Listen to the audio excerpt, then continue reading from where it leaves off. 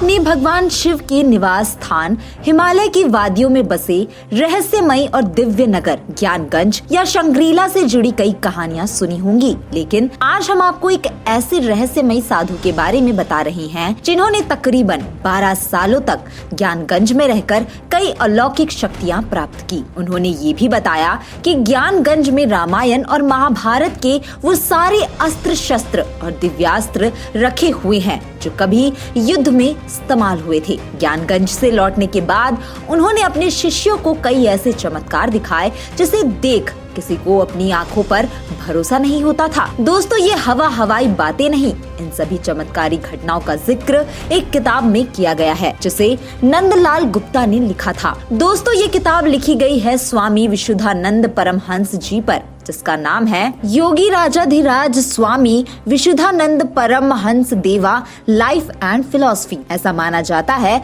कि ध्यान करने पर विशुद्धानंद जी के शरीर से कमल पुष्प की तरह गंध निकलती थी। उनका कमरा हमेशा इस गंध से भरा रहता था। यही कारण है कि कुछ लोग उनको गंध बाबा के नाम से भी पुकारते। वे ज्ञानगंज में सूर्य विज्ञान, सिद्ध योग आदि की शिक्षा पाकर बंगाल लौटे थे। ज्ञानगंज में उनको विविध महान चमत्कारी विभूतियों के दर्शन हुए, जिनमें उनके गुरु नीमानंद जी महाराज और ज्ञानगंज के सबसे बड़े अधिकारी महातप बाबा भी थे। उनके अनुसार ज्ञानगंज के सर्वोच्च पद पर राजेश्वरी जी थी, जो अदृश्य रूप में रहती थी और उन्होंने ज्ञानगंज का भार महातप बाबा को सौंप रखा था। कहते हैं कि ज्ञानगंज में एक दिव्य शिवलिंग था जिस पर साधक दृष्टि स्थिर रखकर साधना करते थे। कहते हैं जब विशुद्धानंद सारी शिक्षा साधना पूरी कर वापस बंगाल लौट रहे थे तो महातप बाबा ने प्रसन्न होकर उन्हें वह शिवलिंग दिया जिसे उसे विशुद्धानंद जी ने अपने ग्राम बंडुल में स्थापित किया था। एक कहानी के मुताबिक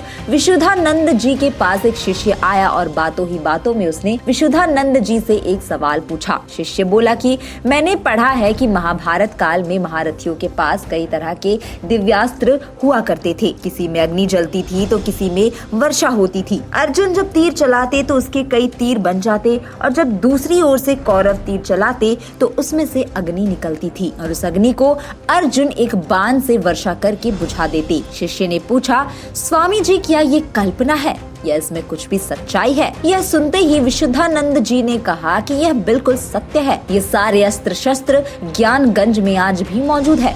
यकीन दिलाने के लिए उन्होंने शिष्य से पूछा कि क्या इन अस्त्रों का चमत्कार देखना चाहोगे? इस पर शिष्य आश्चर्यचकित हो गया। तब विशुद्धानंद जी ने कहा कि बाहर जाओ और सूखी घास में से 3 लंबी घास चुनकर मेरे पास ले आओ। शिष्य वो घास ले आया। तब विशुद्धानंद जी ने एक घास का तिनका लिया और उसे ऊपर से थोड़ा छील दिया और मोड़ दिया। वो बिल्कुल एक धनुष जैसा दिख रहा था। फिर उसने एक मंत्र पढ़ा और मंत्र पढ़ते ही वो तिनका एक मेटल का धनुष बन गया। फिर दूसरा तिनका लिया और उसे आगे से थोड़ा घुमाया। इस पर भी उन्होंने एक मंत्र पढ़ा जिससे वो मेटल का तीर बन गया। उसके बाद उन्होंने कहा कि अब देखो क्या होता है। बाहर एक बरगद का पेड़ था। उन्होंने धनुष पर तीर चढ़ाया और उसे बरगद पर छोड़ दिया। वो तीर सीधे जाकर उस बरगद में धंस गया और देखते ही देखते वो पेड़ जलने लगा। फिर उन्होंने तीसरा तिनका लिया और उसे भी मंत्र के जरिए मेटल का तीर बनाया। फिर उन्होंने उसे धनुष पर चढ़ाया, मंत्र पढ़े और देखते ही देखते उस तीर में से पानी की बौछार निकलने लगी। उन्होंने उसे पेड़ पर छोड़ दिया और पेड़ की आग बुझ गई। जब वहाँ मौजूद लोगों ने यह दृश्य देखा तो किसी के आश्चर्य का कोई ठिकाना न रहा और उनके मन में रामायण और महाभारत के दिव्यास्त्रों को लेकर जो संदेह था वो मिट गया। स्वामी विशुद्धानंद जी महाराज के पास ऐसी ही कई विद्याओं का ज्ञान था जो उन्होंने ज्ञानगंज में सीखी। दोस्तों, ये सूची बहुत लंबी है जिन्हें किसी और वीडियो में कभी और जानते हैं। इसी के साथ आज इतना ही।